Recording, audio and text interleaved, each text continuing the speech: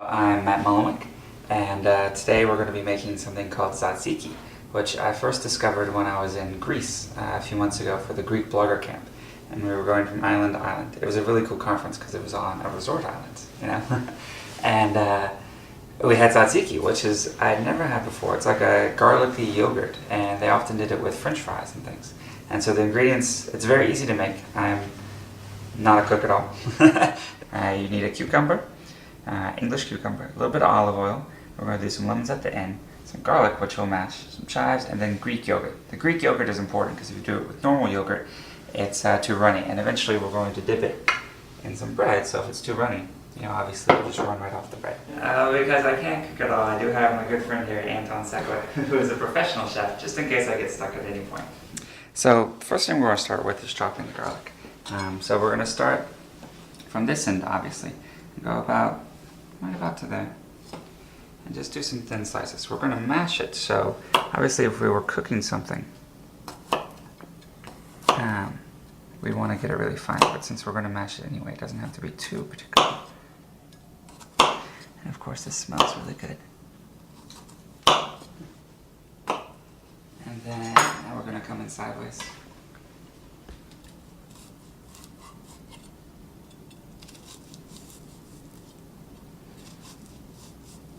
And finally just top it there. What Matt is actually preparing here, tzatziki, it's a very, very old and basic recipe that goes back to the country of Greece, and it is about 2,500 years old. So they say even, you know, when Jesus walked the earth, you know, the tzatziki was eaten everywhere. It is such a staple dish because the simple ingredients were accessible to almost everybody. There was milk, there was cucumbers, there was garlic, of course, and then olive oil and lemon in Greece. So we're about done chopping, and the main thing is because this is going to be in a sauce-like thing, we want it to be really finely ground. So what we're going to do is we're going to take about a teaspoon of salt, a tablespoon of salt. Yeah. Just salt this down. Basically, salt's going to act like an abrasive for when we're mashing it, and of course. Is also, since this will be salty, we won't need to use salt later in the recipe. So you sort of take it like this, and then mash it with the end of the knife and sort of pull it across the salt.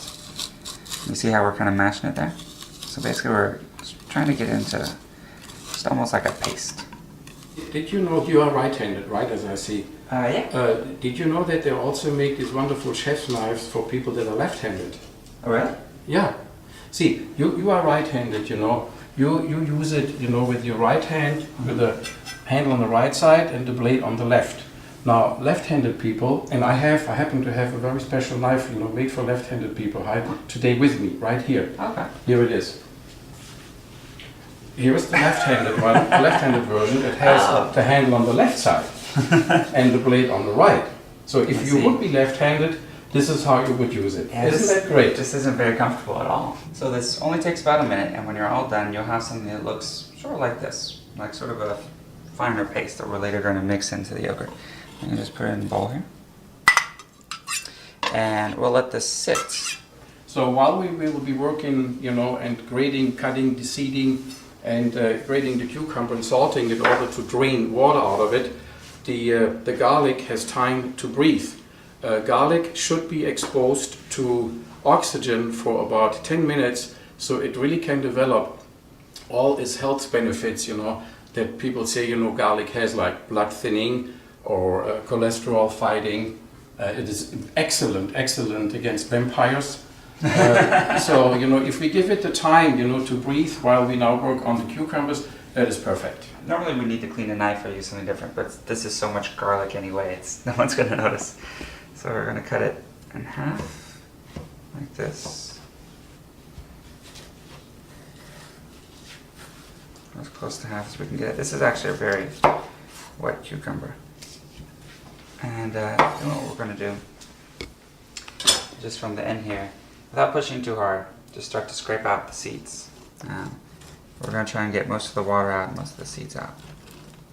Just come along really lightly, because if you push too hard, you'll just mash it in there. See how much water is coming out?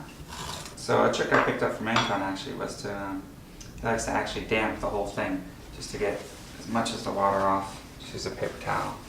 Just, you know, get as much of the excess water out as possible. There we go. So now we're going to grate it. So we'll just get a little bowl. Or we can cut this in half actually. And using the thick end of the grater, just come in here. But you don't want it too thick, you don't want to cut it, because you'll have something like a cucumber salad with yogurt attached. And you don't want it too thin because then it's too mushy. It's nice to have a little bit of a cucumber pop every now and then. One word on the cucumbers. The seeding has two reasons. One, of course, is to get all the juices and as much liquid out of the cucumber. The tzatziki later on should have the consistency like baker's cheese. You should be able to pile it actually onto your bread. The other thing is, people that love cucumbers but cannot eat it, they complain about burps. And it is the seeds and the juice surrounding the seeds that actually creates the burping.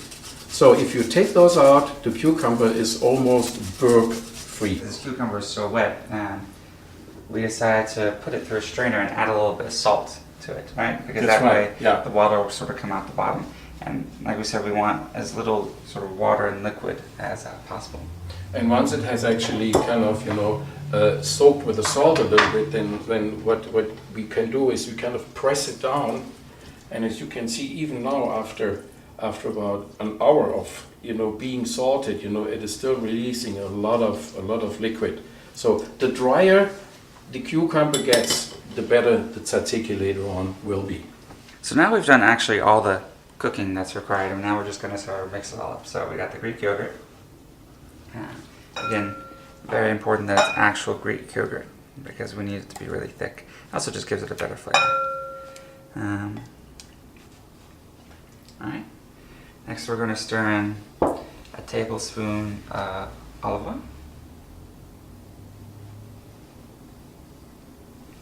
We're just going to mix that in there. So you get sort of this nice creamy consistency.